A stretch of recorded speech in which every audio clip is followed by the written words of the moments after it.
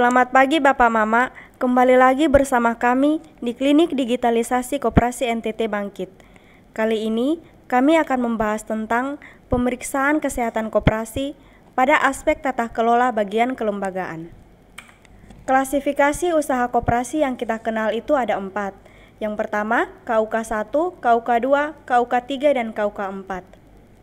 Pada KUK 1, anggota koperasi itu harus kurang dari 5.000, modal sendiri harus kurang dari 250 juta, aset koperasi harus kurang dari 2,5 miliar. Pada KUK 2, anggota koperasi harus kisaran antara 5.000 sampai dengan 9.000 anggota koperasi. Modal sendiri koperasi 250 juta sampai dengan 15 miliar.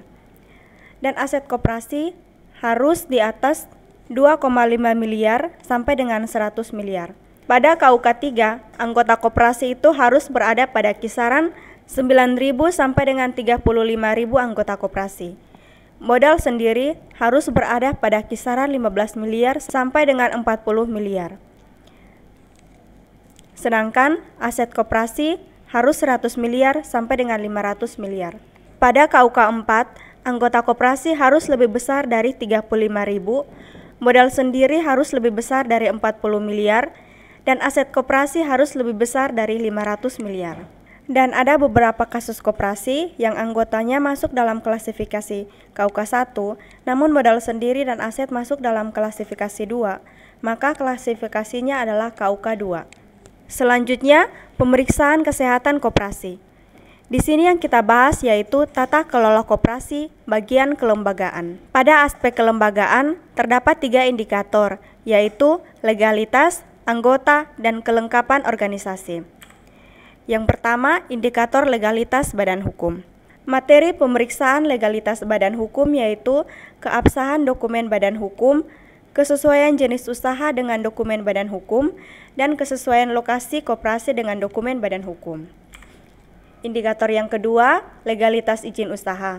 Materi pemeriksaan legalitas izin usaha yaitu mengukur keabsahan dokumen izin usaha simpan pinjam, mengukur keabsahan dokumen kantor cabang, dan ketersediaan papan nama.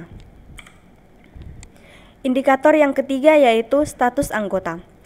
Materi pemeriksaannya yaitu jumlah anggota koperasi primer berkurang hingga di bawah 20 orang dan untuk koperasi sekunder berkurang hingga di bawah 3 koperasi. Yang kedua, anggota dicatat dalam buku daftar anggota. Dan yang ketiga, calon anggota yang telah 3 bulan disahkan menjadi anggota koperasi. Indikator yang keempat, partisipasi anggota.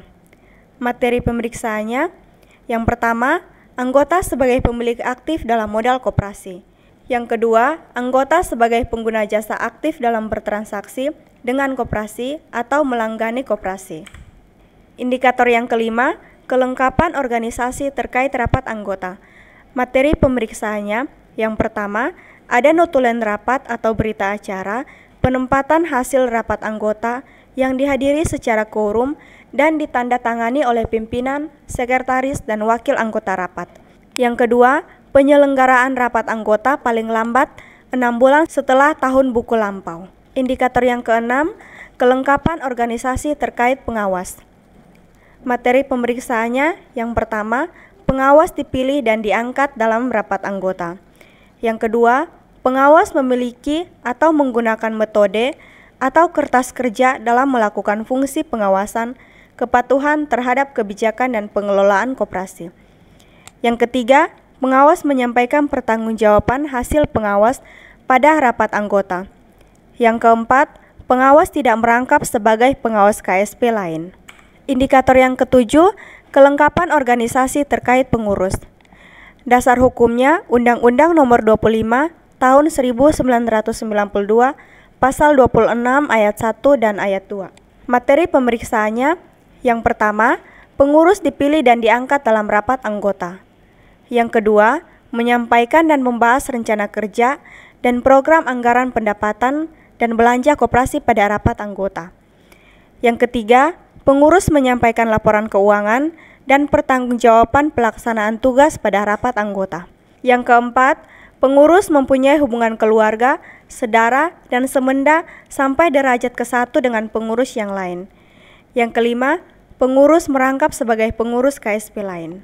Indikator yang ke-8, kelengkapan organisasi pengelola. Dasar hukumnya yaitu Permen 9 tahun 2018 pasal 82 ayat 5. Materi pemeriksaannya yaitu pengelola mempunyai keahlian di bidang keuangan atau pernah mengikuti pelatihan simpan pinjam atau magang dalam usaha simpan pinjam.